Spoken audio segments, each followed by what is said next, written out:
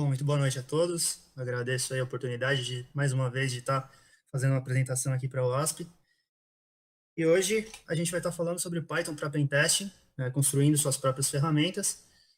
A ideia principal dessa apresentação aqui hoje, bom, como a própria descrição aqui, que a gente já fez a introdução, já comentou, é compartilhar trechos curtos de código que eles podem ser aplicados dependendo da criatividade aí do autor, multipropósitos. São códigos que eu posso comentar que eles são coringas, eles podem ser aplicados a diferentes situações, seja para uma varredura, seja para um ataque de força bruta, seja para uma evasão de blacklist, que é como a gente vai estar demonstrando ao longo dessa apresentação. Eu estruturei essa apresentação em cenários, porque é uma forma mais fácil de assimilar e entender qual que é o conceito de cada bloco de código, qual que é o conceito, onde pode ser aplicado, quais são as bibliotecas específicas que estão sendo utilizadas. E, além disso, essa apresentação ela não foi feita, não foi pensada somente para aqueles que conhecem Python. Também quero dar aí uma certa inspiração para aqueles que gostariam de começar a programar, para aqueles que, de repente, acham que é muito complexo. Então, quero mostrar que não é tão complexo assim. Vou passar também recursos, comentar um pouco como eu comecei, onde eu comecei a desenvolver. Já fazem 3 anos que eu faço minhas ferramentas, que eu utilizo isso durante meu trabalho no dia a dia, seja para customizar uma ferramenta, seja para potencializar um determinado vetor que eu acho que pode ser interessante de estar explorando durante os meus testes. Então, essa é a ideia principal dessa apresentação. Como eu comentei, o primeiro tópico é por onde começar. Vou fornecer recursos não só para os que já conhecem, mas também para quem quer começar a programar em Python. O cenário 1, ele vai falar sobre requisições web, método get e post, para aqueles que trabalham também com segurança ofensiva, como é o meu caso. É o básico do básico, você precisa fazer uma requisição web, seja para analisar uma aplicação web ou móvel.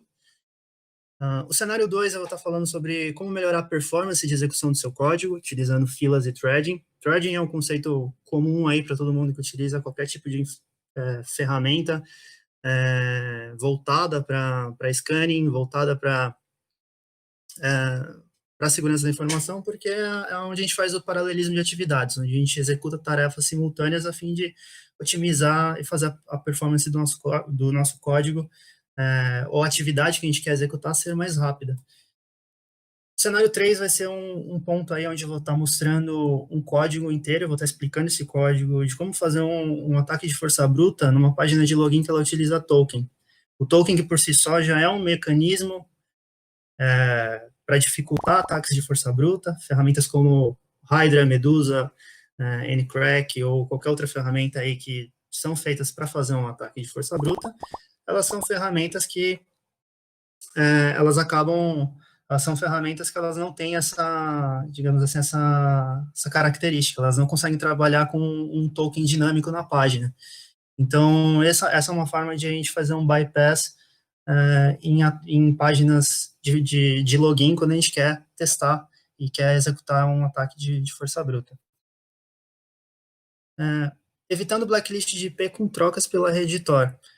Eventualmente, quando a gente faz os testes web, pode ser que, dependendo de em que rede ou em que contexto a aplicação que você está testando está inserida, pode ter um firewall de aplicação na frente, ou mesmo um firewall de rede, que conforme os payloads que você está encaminhando, ou seja por muitas requisições por segundo, ou mesmo o payload que você encaminhou na sua requisição web, você pode entrar numa blacklist, você pode ficar com o seu IP aí bloqueado para acessar essa aplicação. Então, eu vou mostrar 2 scripts bem simples de como trocas de IP através da rede Tor. E, por último, vou dar dicas gerais aí para quem está querendo desenvolver. Então, vai ser uma apresentação mais enxuta, mais concisa, em que o objetivo é compartilhar com vocês códigos, realmente estar inspirando de alguma maneira a vocês colocarem a mão na massa e customizar uma ferramenta, fazer algo diferente, algo que não criar algo novo, certo? É só um comentário básico antes da gente partir para os próximos slides. Todos os códigos que eu vou estar apresentando aqui, quero deixar bem claro que não é a melhor forma de fazer, não estou dizendo que é a melhor forma de fazer ou necessariamente é a mais eficiente, é uma forma de fazer em que chega no objetivo proposto. Então, só para deixar claro que, de maneira alguma, eu quero dizer que existe uma forma certa ou uma forma errada de fazer, não. Como qualquer outra linguagem de programação, a gente tem vários meios de fazer e chegar no mesmo objetivo, ok? E essa apresentação inteira foi desenvolvida e feita em Python 3. Hoje, é, sempre quando eu começo meus desenvolvimentos, já faço com Python 3, até mesmo porque Python 2, apesar de ser utilizado ainda em muitas ferramentas aí, muitas ferramentas conhecidas, ele perdeu suporte no dia 1º de janeiro desse ano, ele não é mais atualizado, as bibliotecas não são mais atualizadas, então também fica a recomendação para todos que utilizem, né, as versões que são atualizadas para vocês poderem, que seu código também, em determinado momento, não perca um suporte devido. Então, rapidamente falar um pouquinho sobre mim. Eu sou analista de segurança da informação, pentester mais especificamente. Anteriormente, já trabalhei em outras áreas de TI também. Tenho mais de 8 anos de experiência em TI. Então, já trabalhei com infra, já trabalhei com governança. E hoje eu sou pentester de aplicação web, API e rede. Desenvolvo não só em Python, desenvolvo em PowerShell, desenvolvo em Bash, desenvolvo em VB, VBA. Então, sempre que eu posso, estou fazendo automações aí no meu dia a dia, no meu trabalho, não só voltado para ferramenta de segurança da informação, mas para ajudar o meu trabalho automatizado de uma forma geral. Sou entusiasta de novas tecnologias, estou sempre lendo, estou sempre aprendendo, e também para dar aquela espairecida, eu gosto bastante de correr aí nas horas vagas. Também deixo meu contato no LinkedIn, quem quiser tirar dúvida depois sobre essa apresentação, ou quem quiser fazer um contato profissional, estou aberto aí a novos contatos, ok? Então, por onde começar? Eu sempre dou uma dica bacana para quem está querendo começar programar. Para quem não sabe nada, eu gosto bastante do modelo de ensino do Code Academy. Ela é uma estrutura paga, eles têm cursos gratuitos e cursos pagos. Por exemplo, o Python 2, ele é um curso inteiramente gratuito no Code Academy. O Python 3, vocês já têm que pagar uma subscrição aí mensal, que, se eu não me engano, está em $16, mas aí esses $16 vocês podem acessar o que vocês quiserem dentro do site. Por que eu recomendo ele especificamente? Porque você não precisa instalar nada no seu browser, no seu navegador, e você consegue ver a teoria e já fazer o exercício, ver a teoria e fazer o exercício. Isso particularmente para mim, é uma forma que eu consigo fixar bem o contexto, o aprendizado, o que está querendo ser passado. Para quem não quiser pagar, poxa, o YouTube tem uma vasta gama aí de cursos, de pessoas ensinando, mostrando como se faz, desde como você instala ideias no seu laptop, no seu computador, até este curso mesmo, esse Python Tutorial for Beginners, de 6 horas, ele é um curso extremamente completo, tem cursos legendados, tem cursos não legendados. Eu digo hoje que aprender Python não é desculpa, porque realmente o material na internet hoje não falta, porque realmente ele é uma linguagem amplamente disseminada e muito fácil de absorver, mesmo para quem nunca programou. E eu não posso deixar de comentar também da documentação do Python em si. Ela é um guia de referência, sempre que vocês interagirem com uma biblioteca nova, uma função, uma classe, quer saber exatamente como usar, ela é muito bem escrita, muito clara, tem muitos exemplos. Então, necessariamente, sempre que você está criando, desenvolvendo algo novo, ele é um guia de referência. Sempre quando você precisar, você vai consultar. Não é aquilo que você vai utilizar quando você está aprendendo, para você entender como um know-how, mas você vai utilizar no momento que você está desenvolvendo, que você vai precisar saber um pouco mais daquela função, daquele trecho de código que você quer implementar. Para quem já conhece, para quem já tem um conhecimento bacana e nunca viu, Black Hat Python é um livro excelente para você se aprofundar nos seus conhecimentos. Ele é um livro que tem uma estrutura bem bacana, o autor ele conseguiu colocar de uma forma bem concisa, não só contextos de fazer análises web, mas também análises de rede. Ele mostra para você, por exemplo, como criar um keylogger, como fazer um proxy, como testar se uma porta está aberta, como checar, por exemplo, se próprias requisições web, como a gente vai ver aqui. Então, são exemplos aí que não podem faltar. Então, vamos seguir para a parte de códigos. Falar do cenário 1, cenário de requisição web. Então, como eu comentei antes, existem várias maneiras de fazer a mesma coisa com Python, e requisição web é uma delas. Aqui eu vou estar mostrando para vocês como fazer, nesse exemplo aqui específico, uma requisição básica, utilizando a biblioteca urllib request. E o que a gente pode fazer a partir desse pequeno trecho de código? São 4 linhas onde você já faz uma requisição web. Então, vamos abrir aqui o Kali, onde eu já estou com... Não precisa ser necessariamente o Kali, mas em termos de facilidade de lidar com a ferramenta, estou fazendo essa demonstração aqui utilizando um Kali. Poderia ser no Windows, poderia ser no Linux ou qualquer outra plataforma que vocês gostariam de utilizar. Então, para ficar mais fácil, vou copiar aqui o código que já está aqui, economizar tempo.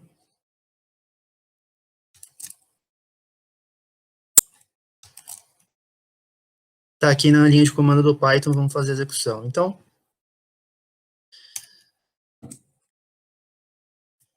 só retomando aqui exatamente o que está acontecendo. Primeira linha, eu estou importando a biblioteca e as funções do Python, os métodos que eu vou utilizar. A segunda linha, eu estou especificando qual que é a URL que eu estou querendo buscar, que eu estou fazendo a minha análise. A terceira linha, eu estou criando um request. E esse método aqui, o URL open, eu estou abrindo esse request em si. Então, aqui como parâmetros, quando eu estou criando o meu request, eu tenho como parâmetro obrigatório a minha URL, e ele é o meu único parâmetro que eu preciso estar utilizando. O resto são parâmetros opcionais. Eu posso incluir headers, por exemplo, cabeçalhos específicos que eu quero mandar junto com a minha requisição. Um exemplo de cabeçalho cookies, ou origem do request onde você está encaminhando. Esse parâmetro data, a gente vai ver no exemplo seguinte, que ele é utilizado no método post. Isso aqui é o corpo da requisição. Quando você faz uma requisição post, você acaba preenchendo este parâmetro. E esses são os 3 que são mais utilizados aqui com neste contexto. Se vocês lerem a documentação do Python, que está aqui, essa documentação dessa biblioteca que está aqui no rodapé da página, ela tem mais informações sobre como melhor utilizar os outros parâmetros deste método, até para não ficar muito extenso, para a gente não se aprofundar muito, a gente quer fazer algo conciso, algo mais enxuto. Vamos focar no que é útil para o desenvolvimento de um código mais claro, de uma maneira mais aberta e mais clara. Então, o que a gente pode fazer a partir do momento que a gente faz uma requisição? Uma vez que você executou esse código como é o que eu fiz ali, a gente tem 4 funções que eu sempre gosto de compartilhar, sempre gosto de mostrar, que elas são realmente úteis para qualquer tipo de código que você está executando, ou que você está criando. Esses 4 códigos aqui, então, o primeiro deles é a função read. Uma vez que você dá a resposta rest.read, eu tenho o código fonte da página retornado aqui para mim. Então, a partir daqui, uma vez que você, com 5 linhas de código, você já consegue ler o código fonte da página que você bateu, você já tem uma gama de possibilidades que você pode alimentar para a sua criatividade, que são, poxa, estou buscando uma string específica, estou buscando uma palavra-chave numa URL, estou buscando específica naquela página, estou testando, por exemplo, um payload, uma URL que tem um cross-site scripting, eu quero ver se o payload ele reflete no código-fonte, então essa é uma forma esse é um trecho de código que você pode fazer isso. O segundo trecho aqui que você pode estar utilizando, o segundo ponto aqui, é o rest.code. Essa função code, o que ela faz? Ela dá o retorno da página. Então, aqui a gente teve um 200, que significa 200 OK. significa que a página respondeu. Se fosse um 404, a página não seria encontrada. Se fosse um 403, né, forbidden, aquele diretório que você tentou acessar, ele está proibido. Então, a partir daqui, se você cria, e é um exemplo que eu vou mostrar, não é complicado de ser criado, de repente você quer fazer um fuzzer, você quer varrer diretórios, você pode ficar testando, você pode usar essa função para testar o retorno, do código de retorno da página. Se for 200 OK, significa que aquela lista de extensões, aquela lista de diretórios que você está testando naquele site, ele existe ou não existe, ou tem um código que pode ser interessante você investigar, um 302, por exemplo, que pode fazer direcionamento. Então, como eu comentei, a gente parte para um âmbito de criatividade. Sempre você tem que ter a criatividade para desenvolver o seu código. Outro ponto bacana que a gente pode analisar é o get URL. O que isso faz? Ele retorna a URL de resposta. Mas você deve estar se perguntando, poxa, mas você já não digitou lá a URL de resposta, a URL que você está querendo buscar, você não quer chegar no google.com? Exatamente, nesse caso eu quero, e quando a gente bate na URL do Google, ele não faz um redirecionamento. Quando você chama a URL do Google, ele vem para o google.com. Mas, eventualmente, quando você chama a raiz de um site, pode ser que ele te redirecione para uma página de login, um index, alguma coisa. Então, sempre quando tem redirecionamentos, utilizando essa função, a gente consegue ver para onde você está sendo redirecionado.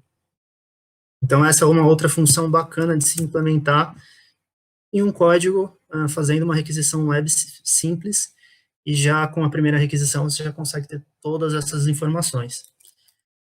E aí uma última função, que eu vou rapidamente aqui pincelar, é a função de getHeaders. Quando a gente utiliza aqui essa função, a gente consegue ver os cabeçalhos de resposta da página. Então, uma outra forma aqui de implementar uma outra ideia. Quando você bate numa determinada URL, você quer checar se ele tem, por exemplo, cabeçalho XSS Protection implementado, ou você quer ver se ele tem a proteção contra o clickjacking, o Xframe Options implementado, ou você quer analisar os cookies da página, você quer fazer uma outra análise, ou você quer ver se, de repente, você incluiu um cabeçalho de origem, você quer ver se ele reflete na sua resposta da página. Então, essa é uma forma de fazer. Você consegue utilizar essa função de uma maneira bem versátil.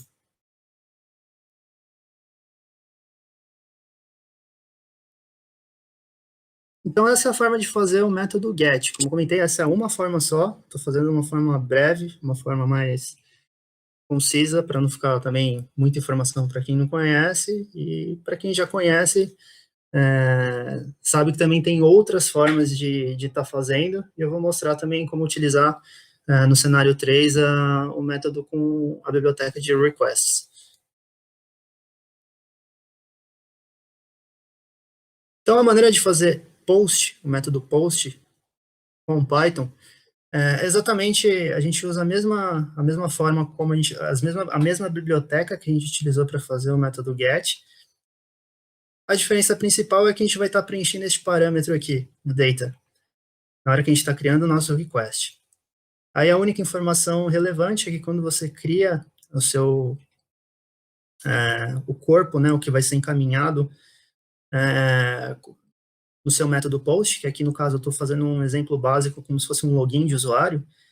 Isso aqui é o que é encaminhado, não é passado na URL, é passado no corpo da requisição, que é o que caracteriza o método post.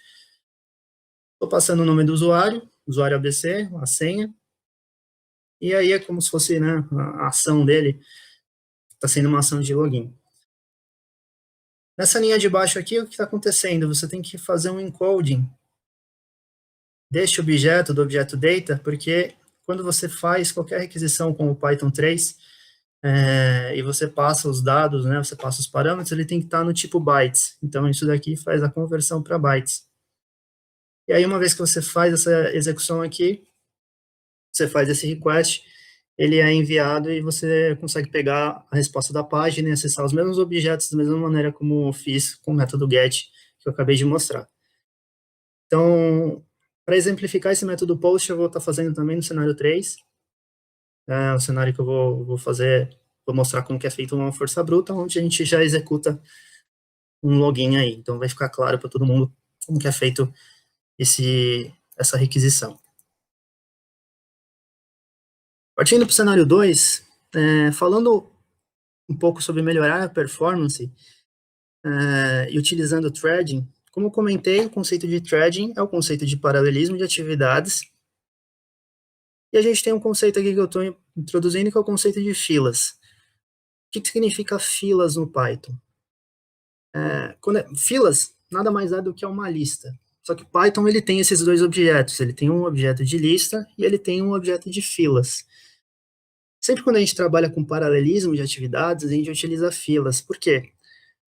Se você utiliza threadings ou paralelismo com listas, imagina que você tem uma lista, você coloca numa lista um objeto 1, 2, 3, 4, 5, e você tem 5 threadings também.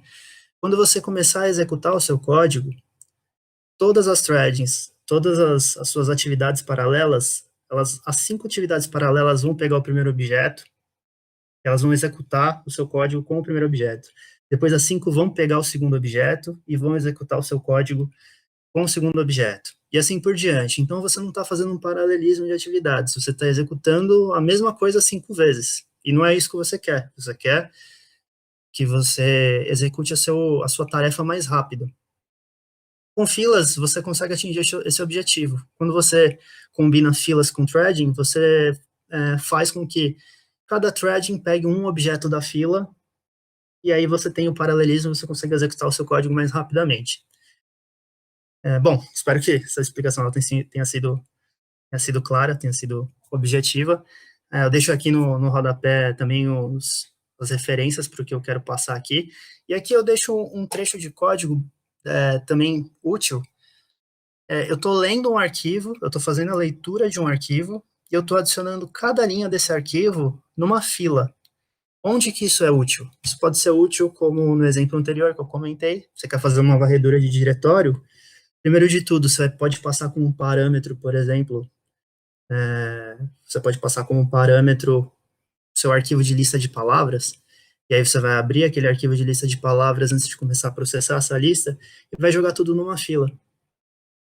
Assim você tem uma fila e você já pode otimizar a execução do seu código depois, fazendo o processamento dessa fila aí, pegando cada extensão de diretório, ou cada possível diretório que você quer testar futuramente quando você for fazer a requisição web e for adicionar essa extensão de diretório no final da sua URL. Então, essa é uma ideia bacana. Também, da mesma maneira, você pode pegar um arquivo com senhas, e aí você quer criar uma fila, porque essa fila ela vai ser utilizada para fazer a análise de força bruta. E a gente vai ver isso aqui acontecendo no cenário 3 também. Também vou usar esse trecho de código para mostrar isso, exatamente que eu acabei de comentar, acontecendo. Então, só para explicar rapidamente, primeira linha eu estou importando a fila, a segunda linha, eu estou abrindo o meu arquivo, aqui vocês podem colocar o nome o caminho de qualquer arquivo, nesse lugar desse myfile aqui pode ter o caminho do arquivo, eu estou abrindo ele como somente leitura. Segunda linha, eu estou lendo linha a linha esse arquivo. Essa variável texto ela vai armazenar todas as linhas desse arquivo. Arquivo porque eu já armazenei todas as linhas do arquivo na minha variável. Aqui eu crio um objeto de fila e aqui eu faço um looping rápido, onde para cada linha, essa variável eu estou criando, ou seja, para cada linha do texto, ou para cada objeto que eu li aqui anteriormente, eu estou primeiro removendo o /n do final de cada linha, porque quando você lê um arquivo de texto em Python, sempre que tem a quebra de linha, ele identifica também essa quebra de linha como um /n. Eu estou removendo isso e eu estou armazenando essa informação na fila. Então, imagine o seguinte, imagine que eu tenho um arquivo com informação assim, senha 1, senha 2, senha 3, senha 4, é lógico que você vai fazer isso com quebra de linha. A primeira linha, quando o Python lê, ele vai ler senha 1/n. Você não quer, quando você estiver fazendo uma requisição e utilizando essa informação, ele seja enviado dessa forma. Você não quer que seja enviado como senha 1/n. Então, você faz essa remoção dessa linha, desse final de linha, dessa quebra de linha, e você inclui essa informação. Então, esse é um script muito curto, só para mostrar como você pode criar uma fila a partir da leitura de um arquivo de texto. Pode ser utilizado, como já comentei, em diversas ocasiões, diversas situações. Duas funções interessantes também para serem aplicadas no seu código. A primeira delas, fill size, que é o retorna a quantidade de itens na fila. E a segunda delas é o get, onde você extrai um item da fila. Esse bloco de código aqui a gente vai ver sendo utilizado no cenário 3. Eu vou mostrar, vou abrir aqui o código, vou explicar tintim por tintim o que está acontecendo na execução desse código. Em paralelo, a gente também tem aqui um bloco onde está sendo feito o paralelismo de atividades. O conceito de threading está sendo aplicado. Eu estou colocando 5 threads para serem executados de uma maneira paralela. Esse é um bloco simples para fazer a execução de threading, tá? Aqui eu crio uma lista, onde essa lista ela vai estar executando as threads. Vocês podem utilizar, vocês podem reproduzir no código de vocês dessa maneira. O que precisa ser substituído aqui é a função que vocês estão querendo paralelizar, porque quando a gente diz de paralelismo de código, tem algo no seu código que você quer fazer de uma maneira paralela. E isso a gente geralmente coloca dentro de uma função, e essa função a gente alimenta para que cada thread faça essa tarefa de uma maneira paralelizada. Então, essa é a forma como a gente monta o paralelismo dentro de uma estrutura ou de uma ferramenta de Python. Onde a gente inicia essa thread e a gente junta tudo isso nessa lista, a gente cria essa lista. Este último bloco aqui, onde eu tô utilizando essa função de join, que é uma função que está inserida dentro da parte de paralelismo, da parte de threading, ela é necessária pelo seguinte motivo: se você cria um bloco de código, você cria um script somente com esse primeiro looping aqui para iniciar as suas threads, o seu código ele vai sair executando indefinidamente. Ele vai continuar executando. E, eventualmente, quando a gente quer primeiro que a nossa função seja executada, que é a minha lista de palavras, a minha lista de meu ataque de força bruta que está dentro de uma determinada função que eu estou dando para a thread executar, ele seja executado de uma forma completa, para depois eu imprimir uma linha final, como um fim de execução, o meu código terminou, ou algo do tipo, ou você quer fazer algo após a execução de todas as suas threadings. Caso contrário, seu código vai sair executando. Então, esse último bloco, ele segura a sua execução, a execução do seu código, até que todo o processamento, todas as suas threads terminem o que elas têm para fazer, e assim a sua execução possa continuar, ok? A gente vai ver novamente esse bloco agora no próximo cenário, que é o cenário 3 de ataque de força bruta com o token. E aí, novamente, temos aqui no rodapé da página a referência para a biblioteca de threading aí do Python 3. Então, como que funciona isso? Como que funciona, qual que é a ideia de fazer um brute force com token?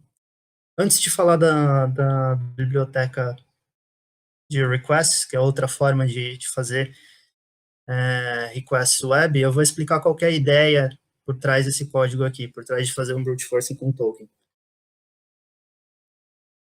Então, acho que todo mundo conhece o PHP-MyAdmin, todo mundo já fez o teste, já viu pelo menos essa carinha aqui, mas para quem não viu, ele é basicamente uma interface que facilita o gerenciamento do banco de dados MySQL. Quando você tem um website, você tem esse banco de dados.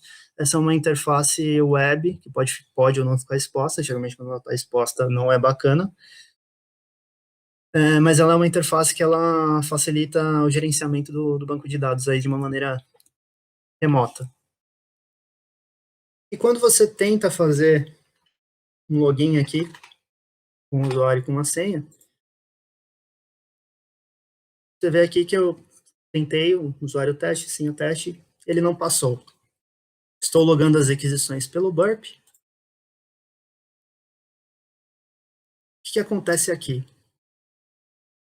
Inicialmente, quando você chama a URL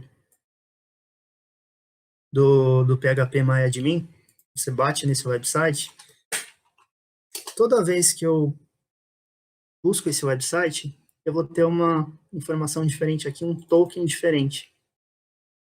Toda vez que eu atualizar essa página, esse valor aqui dinâmico, que ele é uma hash MD5, que tem 32 caracteres, uma sequência de 32 caracteres, ela vai mudar.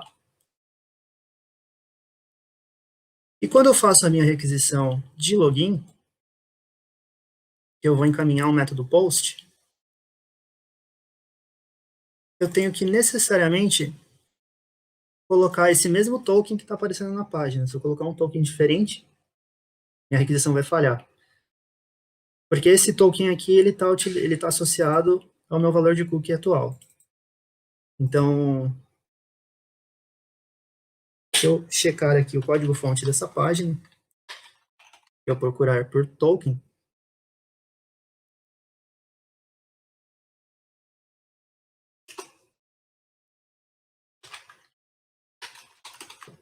token.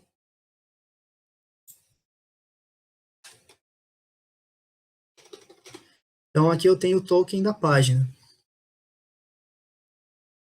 Fazendo um refresh nessa página. Se eu procurar por token, esse valor mudou. O valor aqui do token, ele mudou. Então, cada vez que eu atualizo a página, ela muda. Essa é a ideia. Então, vamos pensar como um desenvolvedor. No momento que você quer construir um script para fazer esse ataque aqui, para você dar um bypass nisso. Você precisa primeiro fazer um request para o URL original do phpMyAdmin. Você precisa ler o código-fonte, pegar o valor desse token, e você precisa utilizar esse token mandando a requisição de login, que seria o post, utilizando esse token aqui. Ele sempre vai ser dinâmico. Você não só vai alterar a sua senha, que você vai estar iterando senhas para tentar encontrar qual é a senha correta, mas você também precisa mudar o token. Então, são duas requisições que precisam ser feitas. E você precisa estar segurando a sessão. Então, quando a gente utiliza a biblioteca urllib.request, que é a primeira biblioteca que eu mostrei para vocês, toda vez que eu bato em uma URL, é como se fosse uma nova conexão. Então, o meu valor de cookie, ele muda, é como se fosse uma nova sessão. Então, para este caso específico, eu vou utilizar a biblioteca request, porque ela me permite, de uma maneira mais fácil, fazer um request dentro da mesma sessão. Não que não seja possível fazer com a urllib.request, é possível, só que é um pouco mais complicado, o seu código fica um pouco maior. Então, aqui a gente tem um código menor, uma maneira mais enxuta, mais fácil de estar fazendo e atingindo o mesmo objetivo. Então, essa daqui é uma biblioteca que você pode importar, você pode instalar, não vem se eu não me engano, ele não vem default no Python, você tem que importar via pip. Você joga pip install request. O pip é como se fosse um gerenciador de pacotes do Python. Então, você consegue fazer a instalação dessa forma. E aí você consegue segurar a sessão. Aqui eu faço só um exemplo rápido e básico nesse código aqui, utilizando o site http://bin.org. Esse é um site que ele é utilizado para testar headers de API ou mesmo desenvolvimento web. Essa primeira URL aqui, eu estou definindo que o meu cookie de sessão ele é 1, 2, 3, 4, 5, 6, 7, 8, 9. Se você dá um get de novo nessa URL, /cookies, você consegue ver o seu cookies. Ele funciona tanto com o browser quanto com o código, né, com linhas de código. E aí a resposta da página, cookie de sessão. Então, é só um exemplo básico, um exemplo simples para mostrar que você consegue criar e manter a sessão. A gente vai ver isso acontecendo na prática com o nosso código.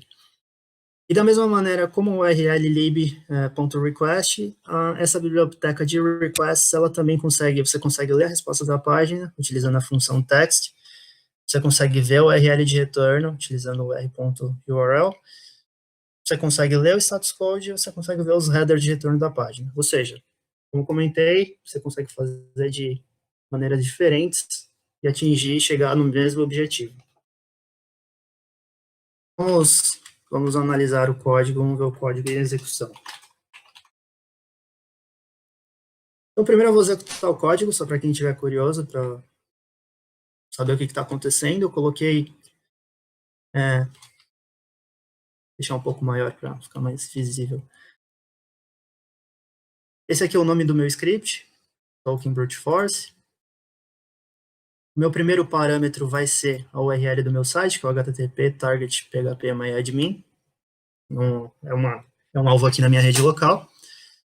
E eu deixei minha lista de palavras, minha lista de senhas habilitadas aqui no password.list. Então, vou fazer a execução do código.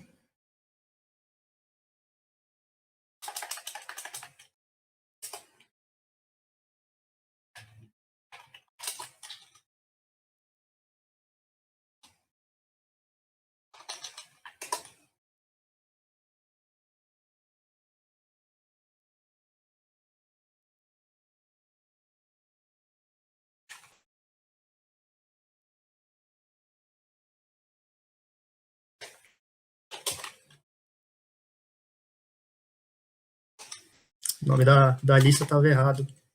List. Então, aqui está a execução do código.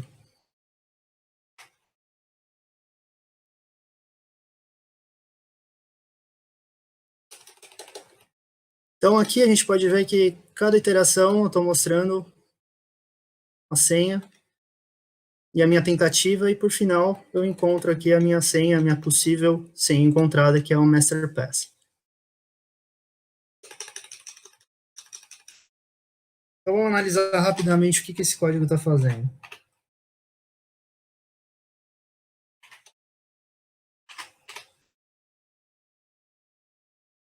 Eu vou começar pela execução do código. A execução do código está aqui embaixo. Aqui eu coloquei algumas funções. Antes as funções não são lidas até que elas são chamadas.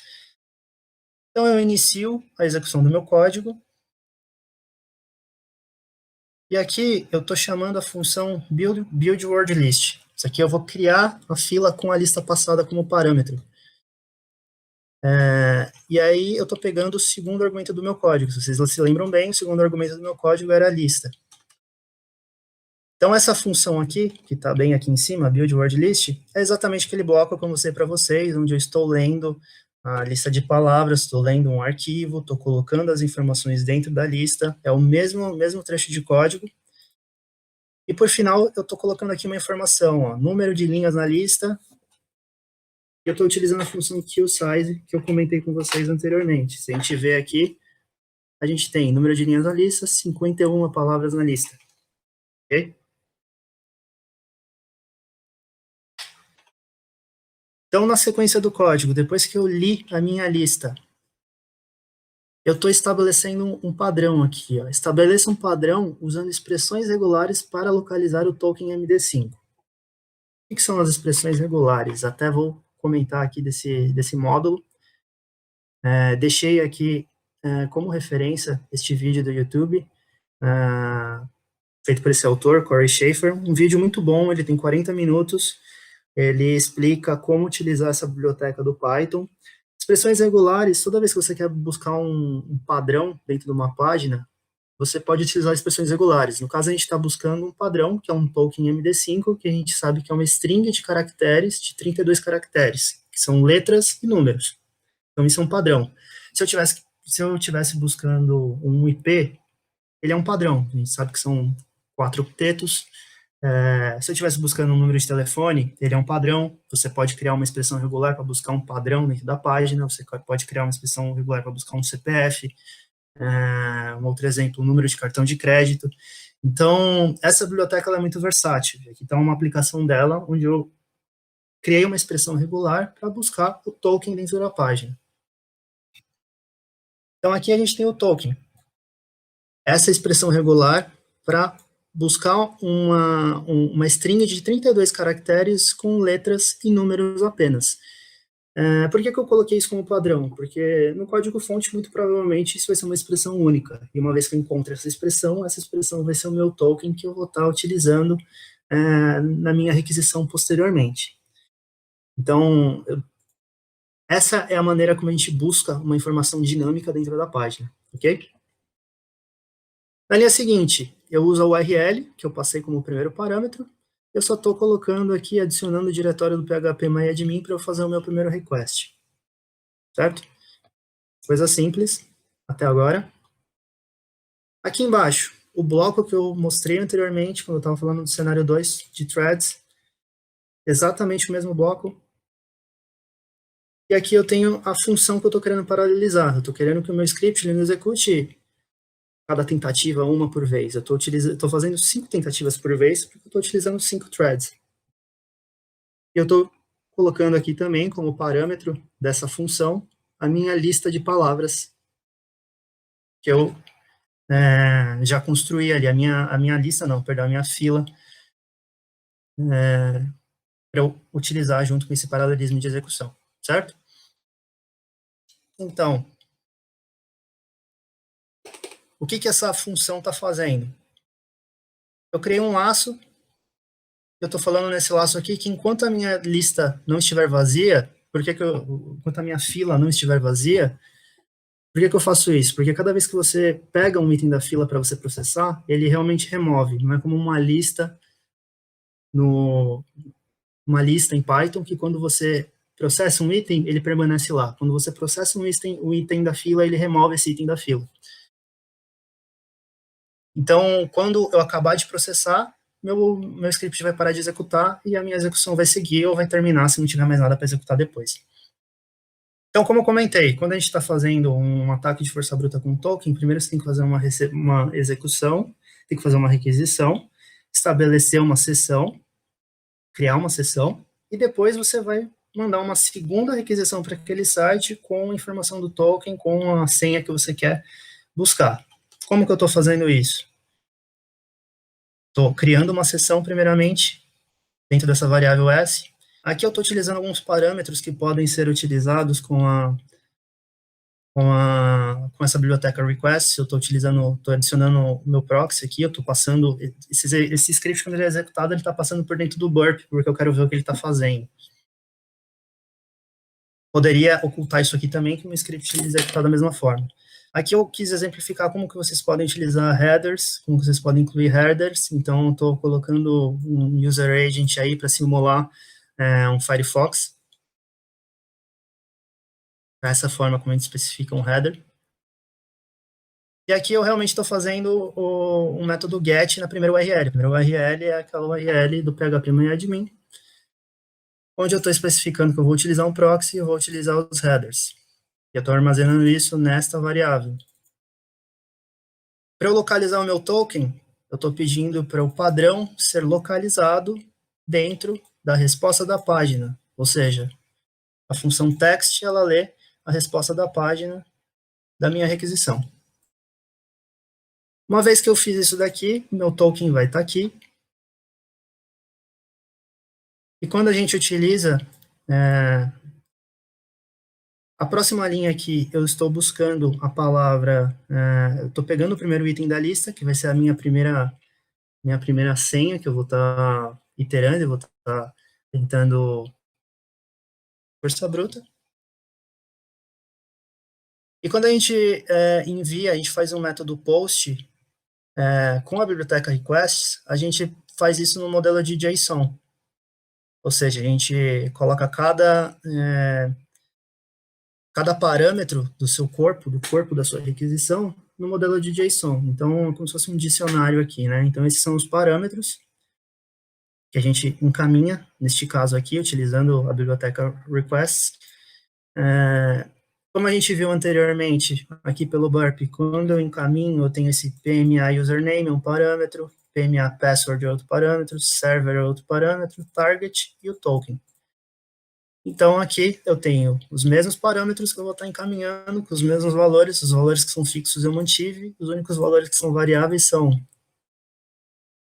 que é o password, que eu acabei de pegar aqui, é o primeiro item da lista, e o token, eu coloco esse colchetes aqui entre zero, porque ele é a primeira ocorrência eu estou buscando a primeira ocorrência de uma string de 32 bits na página, porque se vocês forem ver, se vocês baterem aqui no phpMyAdmin, ele aparece esse token mais de uma vez, eu só preciso pegar a primeira vez, então não preciso iterar e pegar todos e testar todos os tokens, porque é o mesmo valor.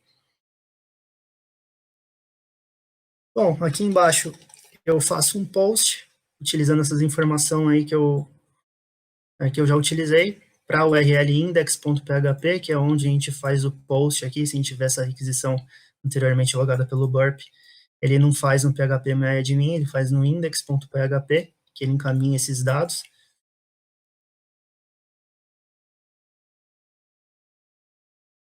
E aqui, se eu encontrar na página a informação access denied, se eu não encontrar na resposta da página a informação access denied, significa que eu encontrei a possível senha. Nesse exemplo aqui que eu fiz no Burp, como eu fiz um usuário teste, né? Eu tenho aqui informação access denied. Então, essa é uma forma de você descartar uma senha. Então, ou seja, se eu não encontrar access denied, significa que eu encontrei a senha. E aí eu só fiz um exemplo aqui só para eu logar, escrever a senha num arquivo de saída, só para posso deixar ele executando, quando ele terminar de executar, eu tenho pelo menos um arquivo de registro salvo. Então, espero que tenha ficado minimamente claro. Se não ficou claro para alguém, por favor, bom, pode perguntar no LinkedIn, pode tirar dúvidas, contato aberto aí para eu esclarecer, caso de alguma maneira não tenha ficado clara essa execução. Seguindo aqui para o último cenário, cenário 4, que é evitando a blacklist de IP com trocas pela rede Tor.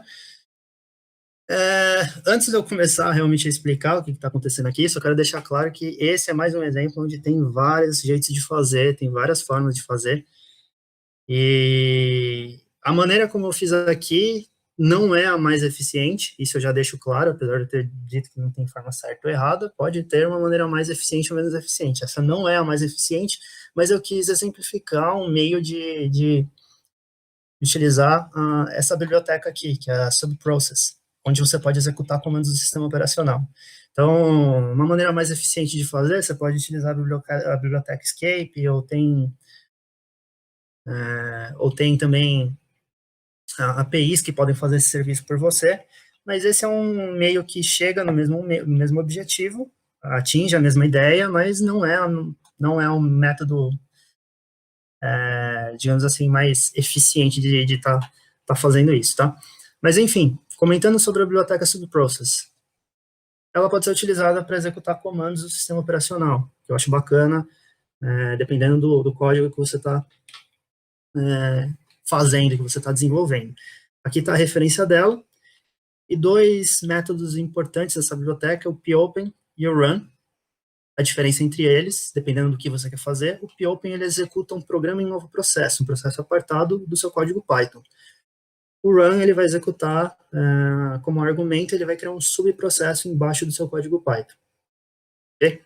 Então, essas são duas características aí diferentes. Então, vamos voltar aqui para o Kali, fica mais fácil entender o que está acontecendo.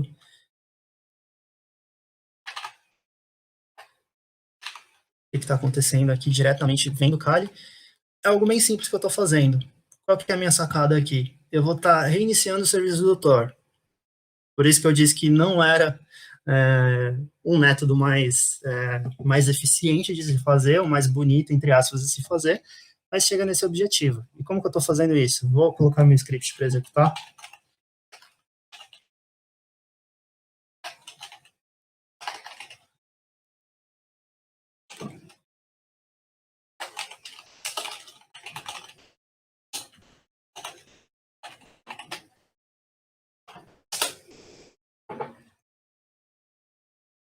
Enquanto o script executa, ou não.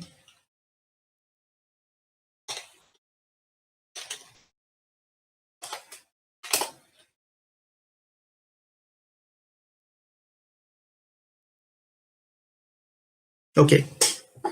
Tinha selecionado o script errado. Bom, o que ele está fazendo aqui? Ele está interagindo e está trocando de IP a cada iteração. E ele está fazendo aqui, eu estou utilizando, quando você utiliza o Tor na sua máquina, ele abre a porta 9050, onde você pode fazer requisições através dessa porta como um proxy SOX. Então, aqui, basicamente, eu estou utilizando a biblioteca requests para fazer um get request nessa URL, que ela simplesmente retorna o seu IP. O primeiro script ele tinha dado erro porque essa URL aqui não está mais funcionando. E aí, esse script 4 ele está com a URL atualizada, o script 1 não estava. Enfim. E aqui eu uso o popen para fazer o restart do serviço do Tor. Então, essa é uma maneira de fazer o restart, esperar que o restart seja concluído, esse script dormir aí por um segundo, e faço a requisição para a próxima, para essa URL, utilizando o proxy que eu estabeleci aqui em cima. Então, algo bem simples, bem enxuto, a gente vê que ele realmente executa, funciona. E aí, só um segundo meio de fazer isso, e aí, mais uma forma de você fazer um web request. Isso aqui eu só mostrei a versatilidade do Python e outras formas que você pode executar dentro do seu script. Ao invés de utilizar a biblioteca request, eu estou utilizando o curl, do próprio sistema operacional. Estou utilizando a flag X aí para especificar um proxy e utilizando o Tor como proxy para poder fazer a execução desse script. Então, essa é outra forma de fazer, chegar no mesmo objetivo. E eu consegui, acho que, exemplificar aí a utilização desses modelos, dessas bibliotecas. Certo? Como eu comentei, se alguém tiver alguma dúvida quanto a esses códigos, se alguém tiver algum interesse aí adicional nesses códigos, fico aberto aí para tirar dúvidas, informações. Último comentário, só para a gente encerrar, tem 5 minutinhos, dicas gerais para você desenvolver suas ferramentas. Tenha um objetivo em mente antes de criar um script, não tenta começar com querer conquistar o mundo com um script, faça coisas pequenas, blocos pequenos, e vai evoluindo a partir de um bloco pequeno. Essa é a minha primeira dica. Primeira e segunda dica, né? Começa com um objetivo e faça simples, né? Menos é mais em determinadas situações. Bom, faça o versionamento dos seus scripts. Né? Sempre guarda as versões dos seus scripts, porque às vezes você tem algo que está funcionando e você pensa num upgrade, aí você vai fazer esse upgrade e seu script para de funcionar e você não sabe exatamente o que você fez. Então, sempre salva uma versão que está funcionando antes de você começar a mexer nela.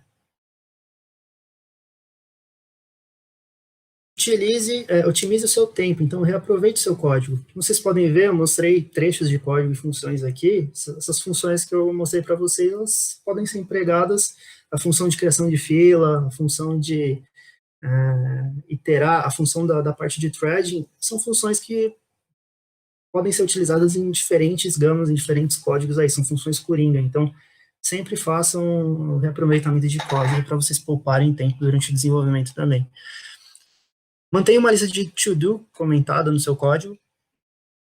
Às vezes você está desenvolvendo e você pensa em uma coisa nova, uma coisa diferente que você pode implementar lá na frente, e se você parar para fazer o que você está fazendo e ir lá e já começar a escrever essa nova ideia, você vai se perder durante a execução do seu código, e para você debugar esse código depois vai ser muito complicado. Então, mantém lá em cima uma listinha de to-do comentada, faz passo a passo, termina o que você está fazendo, depois vai para o próximo, senão você acaba se perdendo durante a sua execução. Às vezes tem códigos grandes, você vai fazer 800 mil linhas de código e você não consegue se organizar. Então, essa é uma forma de se manter organizado. E por último, estude e pesquise ferramentas similares antes de criar a sua, ou seja, não reinvente a roda. Você quer fazer uma ferramenta com uma determinada funcionalidade que já existe. Se é algo que não existe, aí, dependendo do que for, dependendo de qual que é o seu objetivo, se você vai utilizar ela mais vezes, pode compensar, claro, você criar algo que...